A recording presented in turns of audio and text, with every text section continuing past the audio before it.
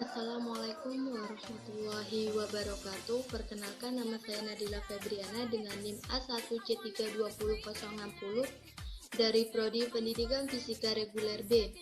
Di sini saya akan melakukan simulasi praktikum mengenai efek fotolistrik.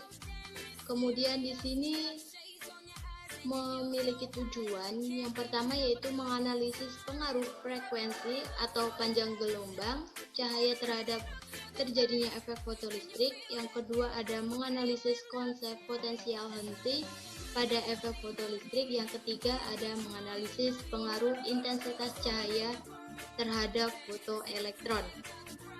Baiklah, di sini kita akan memulainya. Kita akan menggunakan test simulation.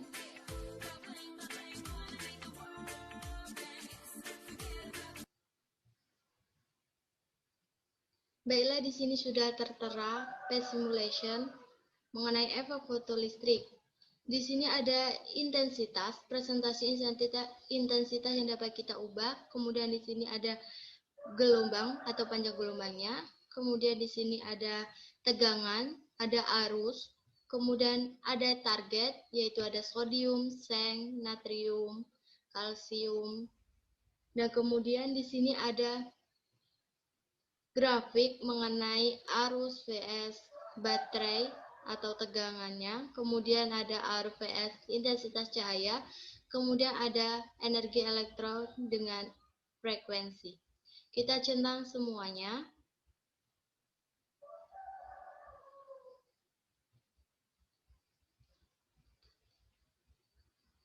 Baiklah, di sini kita akan memulainya.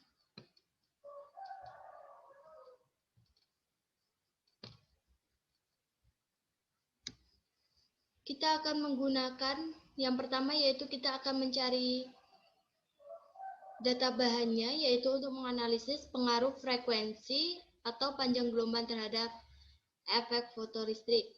Yang pertama kita akan menggunakan natrium.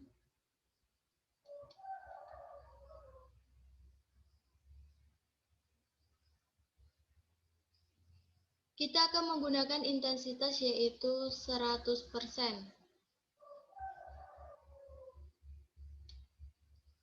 Dengan panjang gelombang yaitu 400 nanometer dengan tegangan 0 volt. Kita akan melihat arus yang terjadi.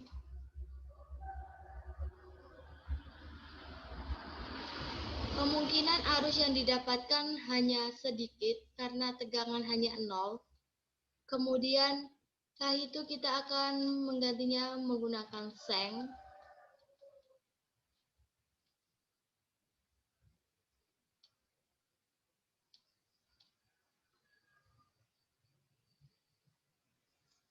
Dengan intensitas 100% dan panjang gelombang 40 nanometer dan kemudian tegangan 0, arus yang didapat yaitu 0,141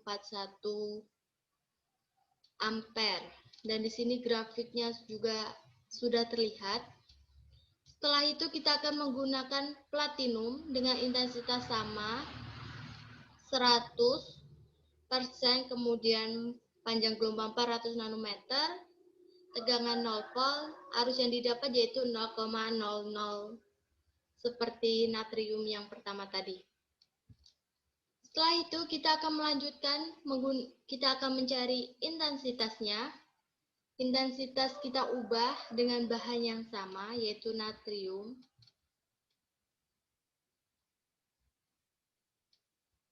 Dengan tegangan 2 volt, kita ubah tegangannya menjadi 2 volt.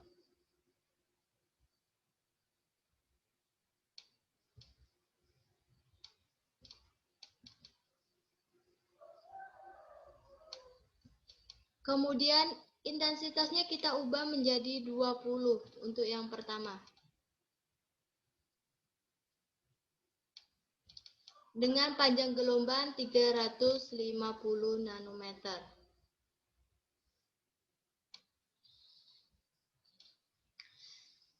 Oke, setelah itu kita akan melihat arus yang didapat.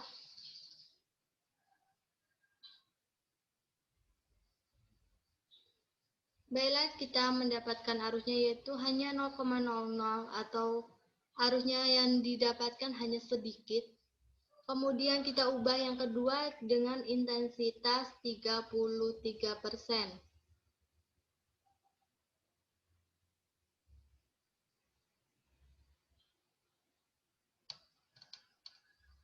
Dengan tegangan dan panjang gelombang yang sama.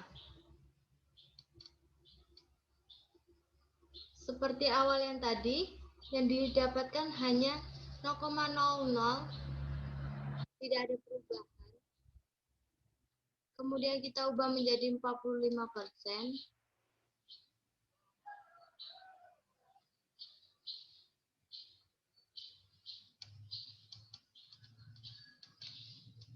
Baiklah, di sini juga sama, mungkin menggunakan natrium emang hanya sedikit arus yang didapatkan.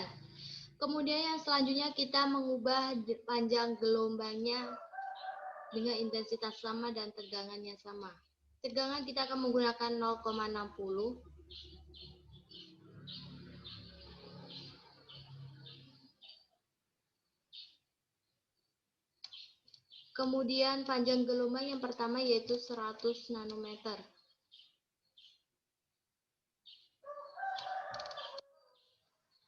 Setelah itu kita menggunakan intensitas tetap yaitu 65%.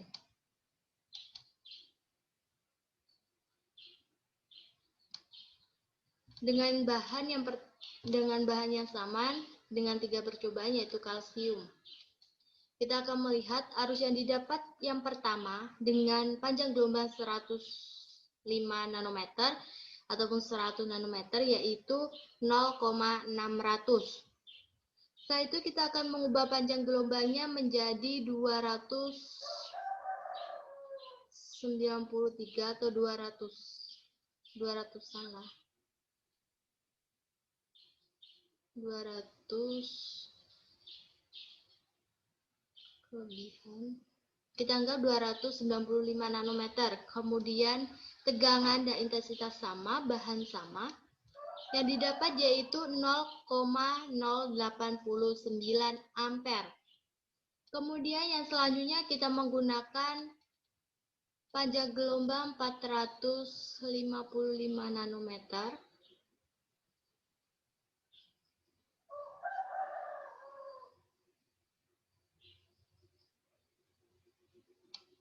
Kita anggap 480 nanometer saja. Kemudian arus yang didapat yaitu 0,00 ampere. Baiklah, untuk yang terakhir yaitu kita akan mencari data tegangan. Di sini kita menggunakan bahan natrium dengan intensitas tetap yaitu 50%.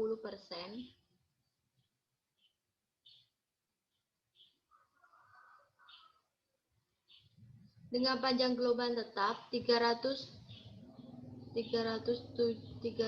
berapa ya? 331 nanometer dengan tegangan yang kita ubah. Yang pertama kita akan menggunakan tegangan 1 volt.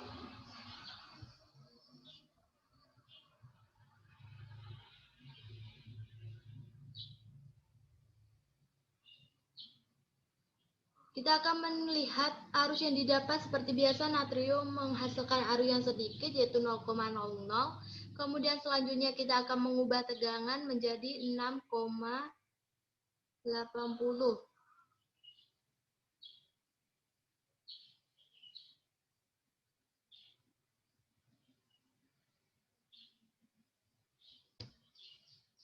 Dianggap 6 volt aja.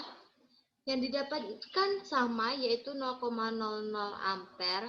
Kemudian kita ubah satu lagi yaitu menjadi min 1, berapa ya? Min 1,40 volt. Dan arus yang didapatkan sama yaitu 0,00. Baiklah, di sini untuk praktikum percobaan mengenai efek fotolistrik sudah selesai. Di sini dapat kita simpulkan bahwa gejala efek fotolistrik merupakan munculnya arus listrik akibat permukaan suatu bahan logam disinari. Arus listrik muncul merupakan arus elektron bermuatan negatif. Sinar yang datang di permukaan bahan menyebabkan elektron tereksitasi. Tegangan yang digunakan untuk menghentikan efek fotolistrik ini dinamakan besarnya energi potensial yang diberikan untuk menghentikan elektron sama dengan energi kinetiknya. Sasaran deteksi fotolistrik merupakan alat ukur yang digunakan untuk mendeteksi suatu informasi. Baiklah, untuk praktikum kali ini sudah selesai. Kurang dan lebihnya saya mohon maaf. Saya akhiri. Wassalamualaikum warahmatullahi wabarakatuh.